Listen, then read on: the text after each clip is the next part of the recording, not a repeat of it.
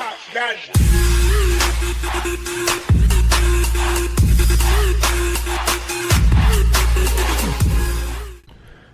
if you're interested in buying a 335i, you should watch this video. I have a 2008 335i and I've had it for about 30,000 miles, or about 2.5 years now. And we're going to go over all the common problems that happen on this car. It's pretty much a thorough buyer's guide, but it's going to be geared toward the mechanical side of things and the electrical side of things, because I do get hands-on with coating. I get my hands dirty on extensive DIYs. I do everything myself. So I can kind of tell you from the perspective of a mechanic, because I have worked as a mechanic here and there. And I'm also in IT, so I kind of understand the computer side of things. And I've had pretty much all the common problems happen to me on this car. And I guess this video could be geared toward a cheap one with high miles, because you can pick these up for real cheap nowadays. You can buy one for $6,000 or $7,000, and if you haven't ensured that these problems have been dealt with, you could spend at least that much trying to get it repaired at independent shops, etc. So I have a really long list here just to give you an idea. I just wrote it out, and I was kind of surprised at how many things that actually popped up for me here. But let's start in the engine bay. So right now we're looking at the front pulley there, right about there. That is the power steering pulley. What can happen to that is, as you're driving down the road, if you hit a really nasty pothole, the engine will actually smack down. The engine will compress its motor mounts, and the pulley only has a very limited amount of distance from the subframe. It can smack the subframe, and then there'll be a chip in the pulley, and the belt will actually wear down prematurely and chew apart and frail into pieces and eventually let go. You'll hear like a flapping sound as the pieces of the belt are hitting the plastic pipes here, etc.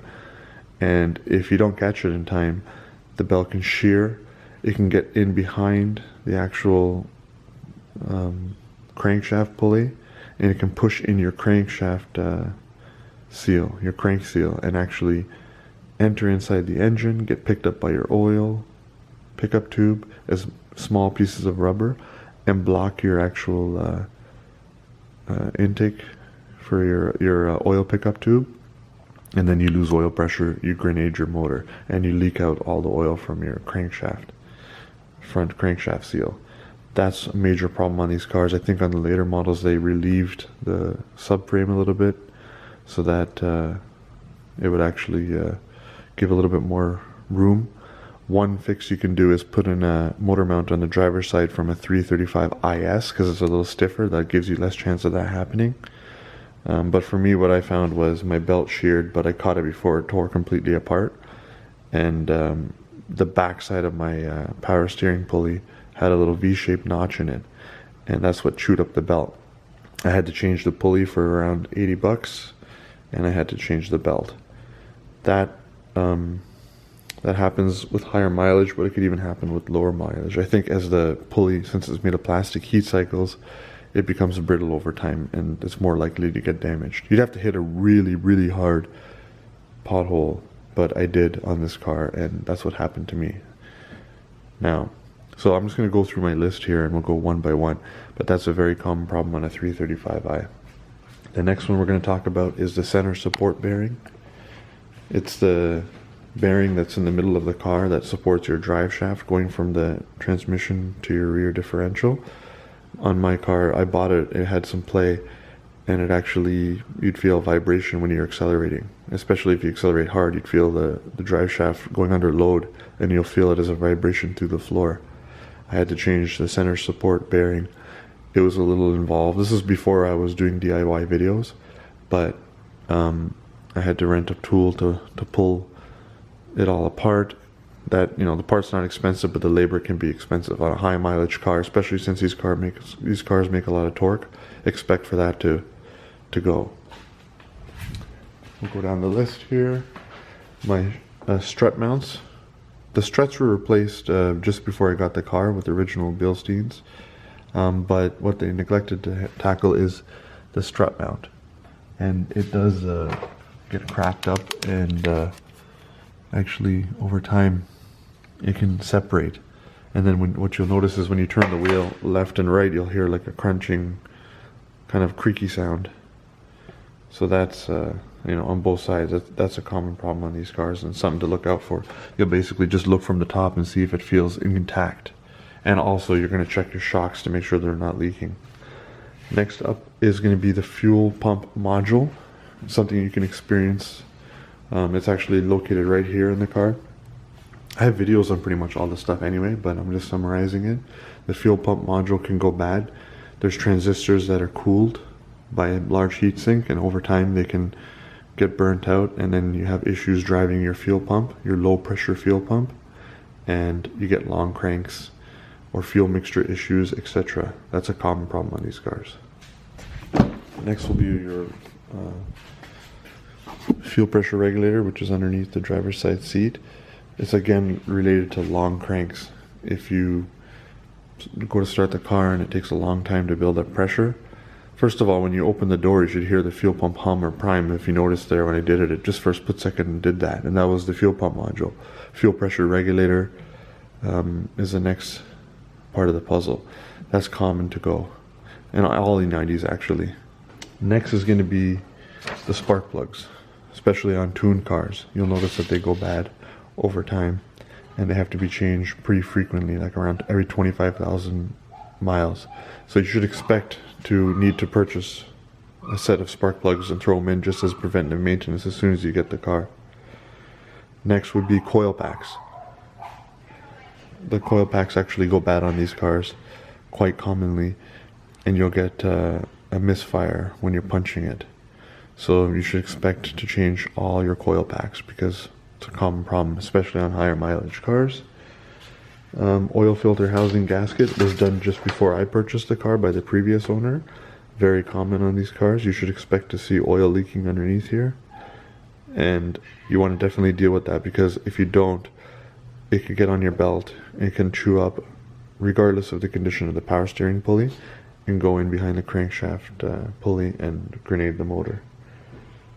Oil pan gasket. I did this again before I was DIYing, but I had to actually jack the car up jack the engine up off of its motor mounts, support the engine, and actually drop the subframe and drop the oil pan and change the gasket underneath there.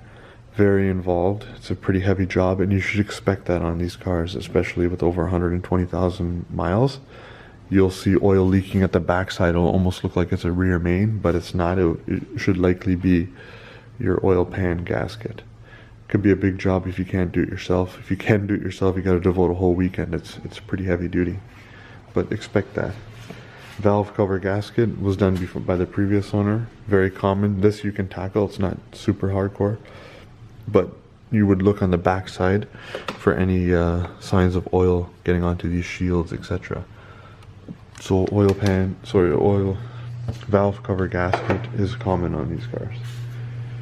Fuel injectors, probably the biggest thing to watch out for on an N54 powered 335i.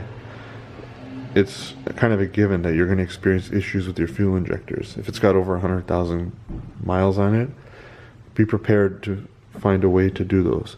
Whether you want to put the latest Index 12 injectors in there, or if you want to actually try to follow one of my DIYs and buy some reconditioned ones, maybe a later iteration for cheap, code them to the car. I show you how to do that, but that's one of the primary things.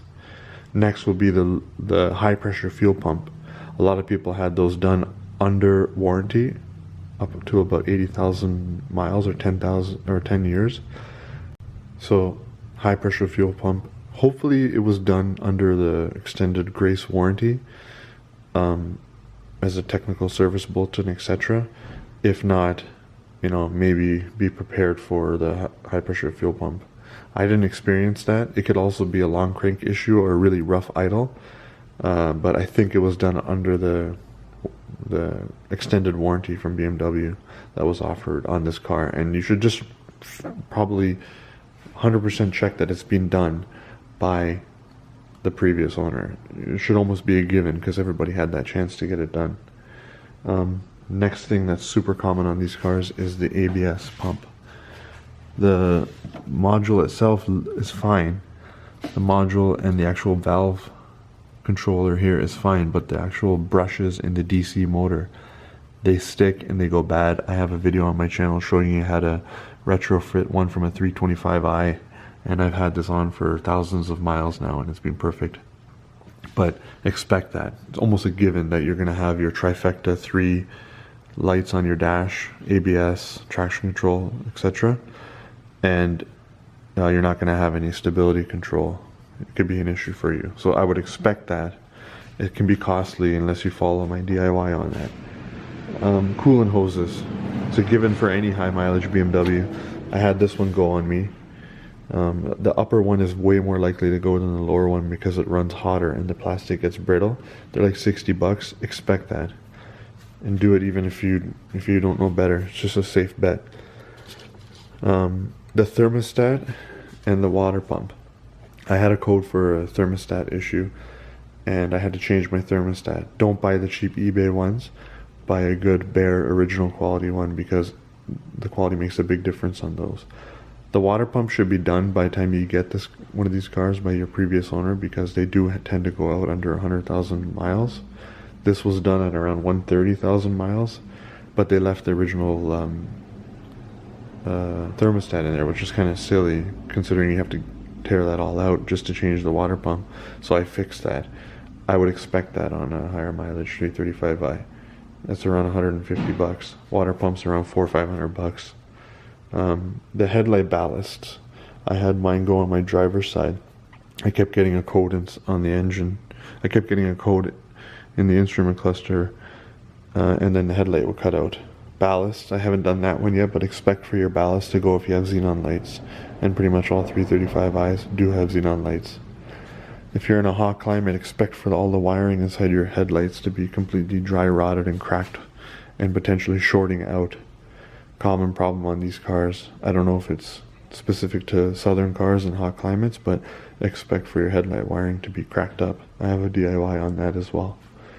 Door lock actuators. The part that lives inside the actual door.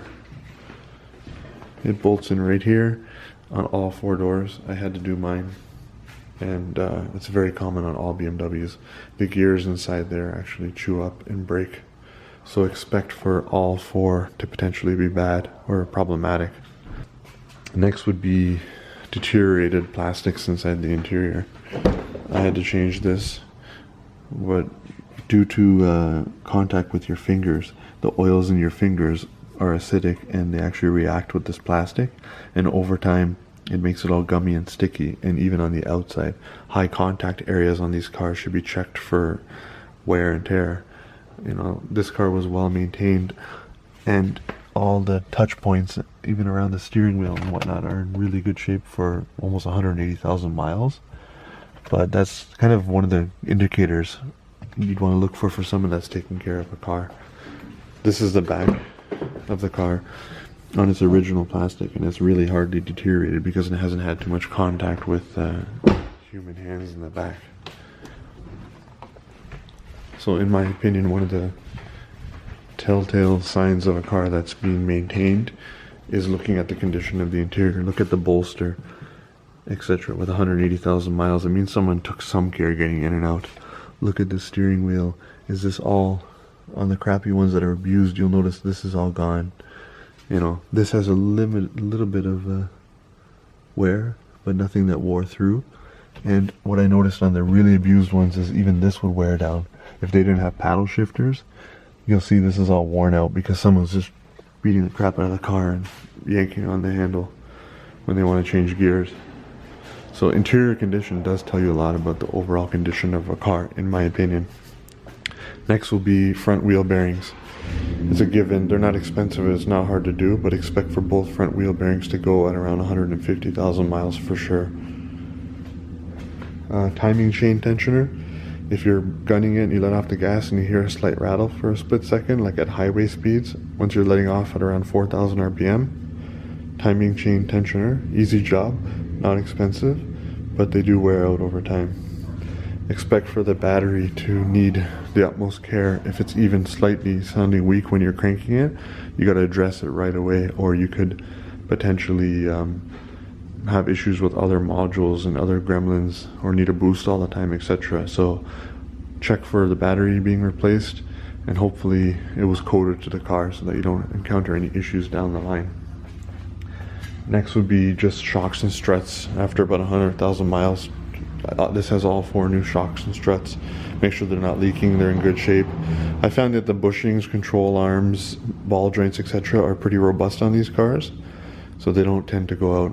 They're usually in good shape unless a car was driven in, in an abusive manner or on rough roads for the majority of its life.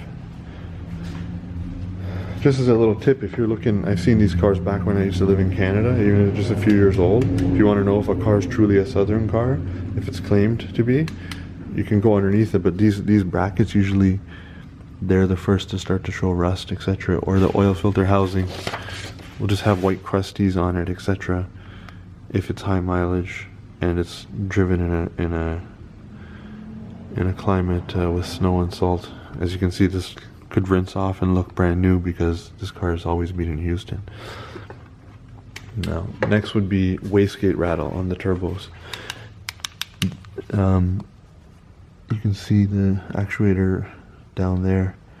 They tend to, with high mileage, there's a little bushing inside the turbo that actually wears out, and then the arm has play.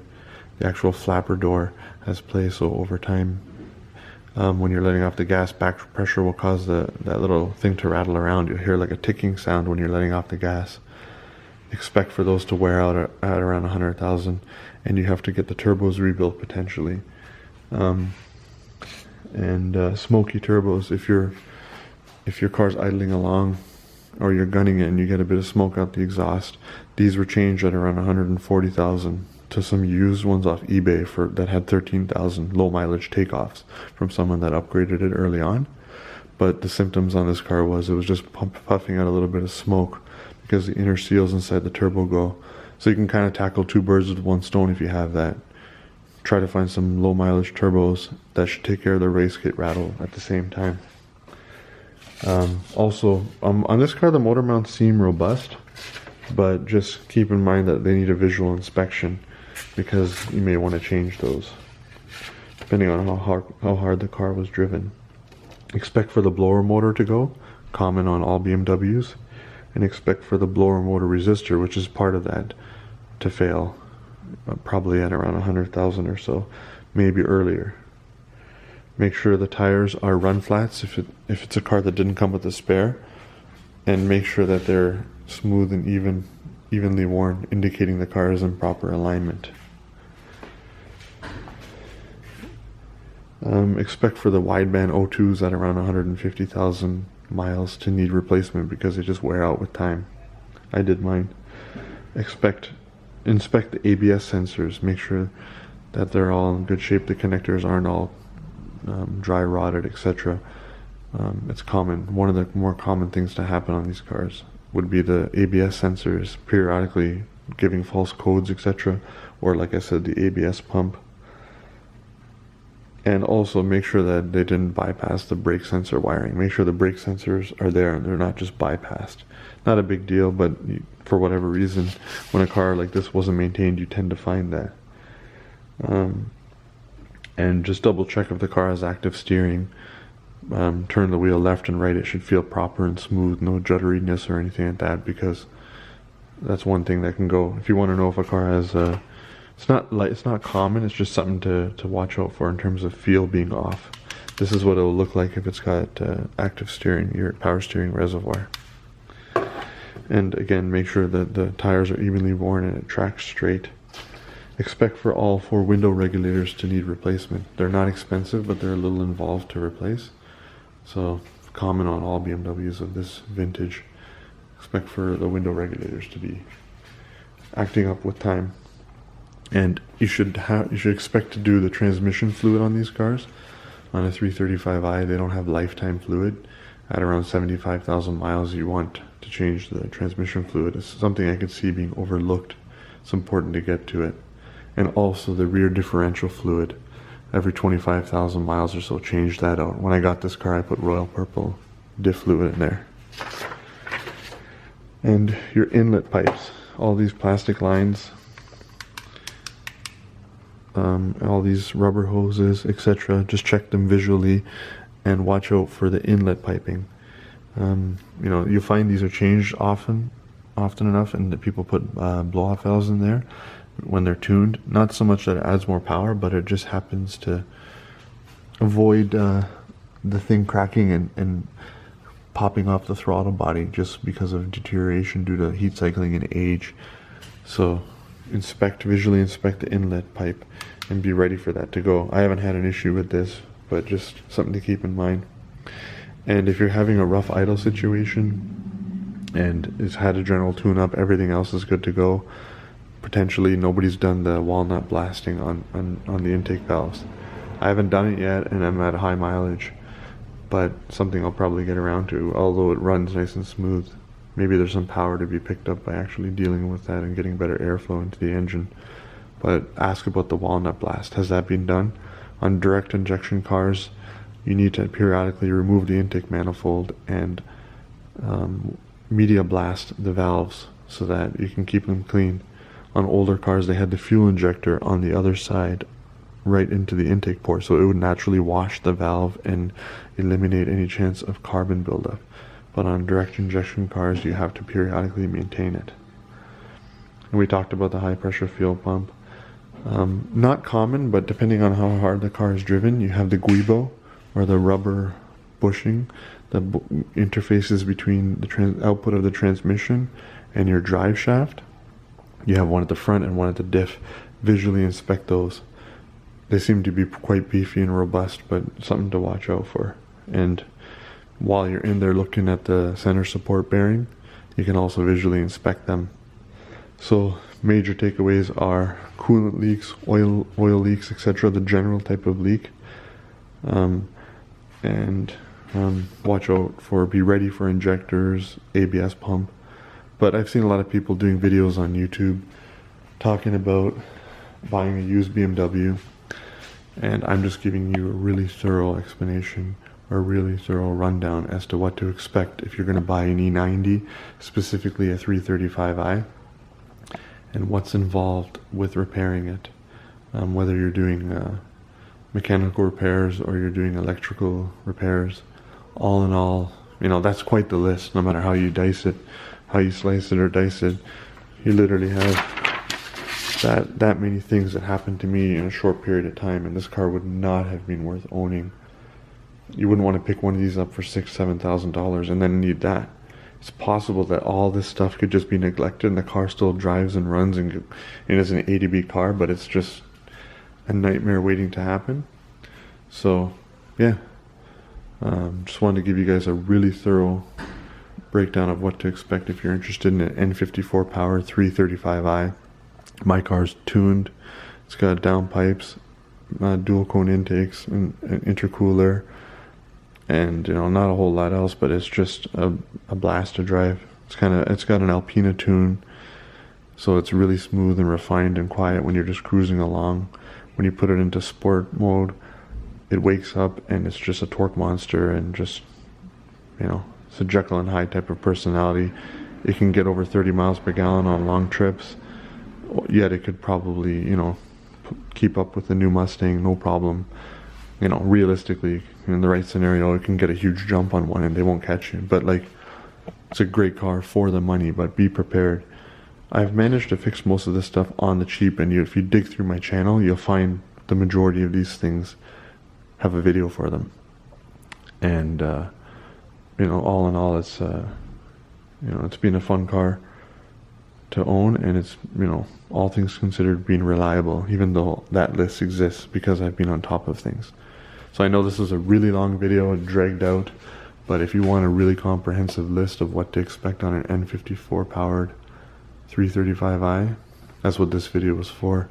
Thanks for watching, and if you're new to my channel, consider subscribing.